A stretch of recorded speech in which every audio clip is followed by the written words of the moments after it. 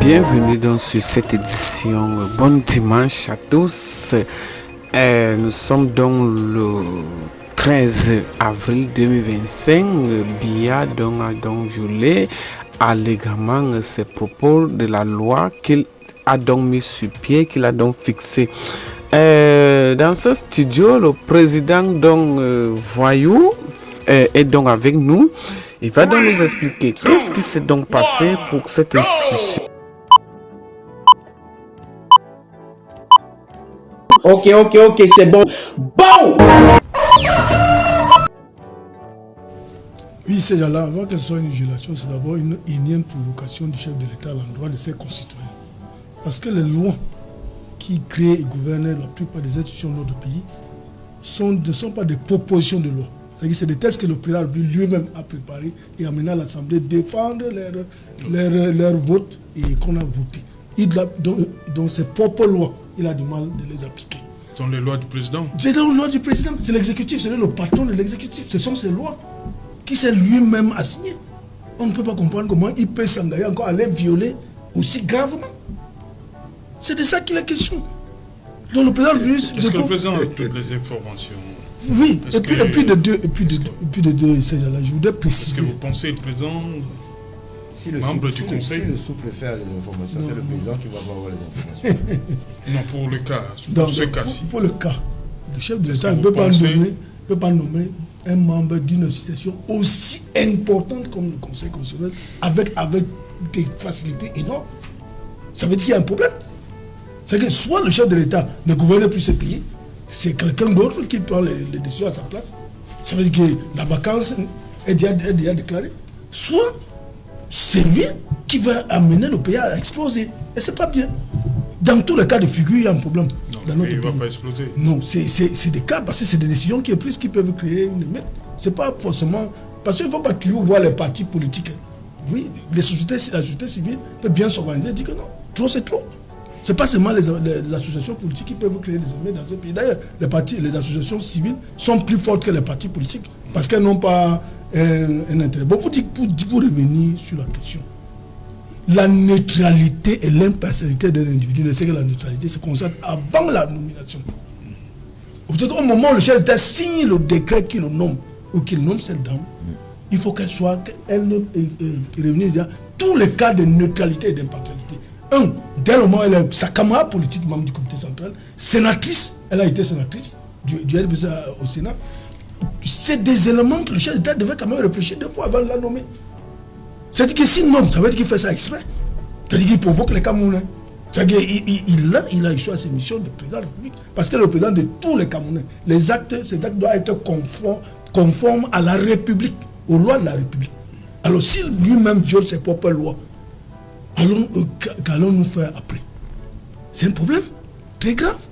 Donc, pour revenir donc, cette femme n'est ni impartiale ni neutre, parce qu'elle est militante du RDPC. Et le chef d'État confirme que oui, son parti décide d'habiter des institutions de la République. Bonjour les enfants, c'est papa. Quand Paul Biya nomme quelqu'un qui était membre du comité central du RDPC, 10 ans, membre sénateur RDPC, 10 ans, elle est maintenant à la retraite, tu la prends, tu peux la poser à la Cour constitutionnelle. Ce n'est pas les partis politiques que tu es en train de violenter, non. C'est le peuple. C'est le peuple qui t'a élu. Si tu es en train de violenter les textes de l'État, tu n'es plus un président, tu es un brigand. Un président qui se comporte de cette manière n'est plus un président. Il n'a plus les honneurs, il n'a plus droit aux attentions d'un président. C'est un brigand. Un président qui viole lui-même ses propres lois. C'est-à-dire que nous sommes dans un état où l'Assemblée nationale, c'est majorité obèse pour le RDPC. Ça veut dire que là-bas, on ne fait pas de proposition de loi. Non. Toutes les lois que vous voyez là viennent de l'exécutif et eux, ils répondent seulement Amen. Donc, ce sont les lois de Paul Biya. L'affichage de la liste électorale nationale, c'est une loi de Paul Biya. La neutralité des membres de la Cour constitutionnelle, c'est une loi de Paul Biya. Mais on atteint un niveau où il n'arrive même plus, son niveau de décrépitude est tel qu'il n'arrive plus à respecter même les propres lois qu'il a choisies lui-même, que c'est en fonction de ça qu'il va fonctionner. Donc, il viole ses propres lois. Un président qui viole ses propres lois n'est plus un président, c'est un brigand. Il devrait être traité comme tel. Un président qui viole ses propres lois n'est plus un président, c'est un brigand, il doit être traité comme tel. Un parti qui viole les textes, ses propres textes, comme le RDPC, un parti qui viole ses propres textes, c'est-à-dire que prochainement, Taylor va partir en prison parce qu'il a osé demander le Congrès. Un parti faible au point où, après 42 ans, ils n'ont pas pu fabriquer un homme politique capable de diriger et de prendre la succession de Paul Biya. C'est un parti d'héritiers faibles, les héritiers chop brokpot. Un parti d'héritiers chop brokpot. Un parti de politiciens chop brokpot. Un parti de politiciens, de politiciens fonctionnaires. Ce n'est pas un parti, c'est un gang de voleurs. Donc RDP, ce n'est pas un parti, c'est un gang de voleurs. Et devrait être considéré comme tel. Et devrait être traité comme tel. Il ne s'agit en aucun cas d'un parti politique. Il s'agit d'un gang de voleurs. Et lorsque vous vous retrouvez dans cette situation, c'est vous le peuple qui devez prendre en main cette situation. C'est vous le peuple qui devez prendre en main cette situation. Ça ne peut plus être les partis politiques. Qu'est-ce qu'un parti politique peut faire face à une machine qui se cache derrière les oripeaux de l'État? Lorsque le parti politique est devenu l'État, lorsque le parti politique ne fait plus la différence entre l'État et le parti, qu'est-ce que ça donne? Ça interpelle directement le citoyen. Ça interpelle directement le citoyen et les enfants. Ceux qui pensent que le changement que nous appelons de tous nos voeux est un changement qui doit nous être apporté par les partis politiques, vous vous trompez.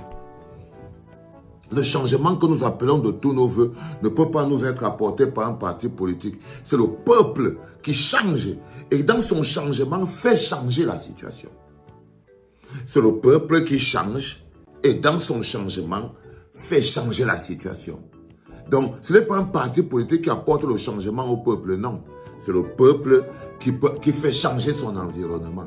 En ce moment précis, Paul Biya n'est pas en train de manquer de respect aux partis politiques. Il n'est pas en train de provoquer les partis politiques, il est en train de provoquer le peuple.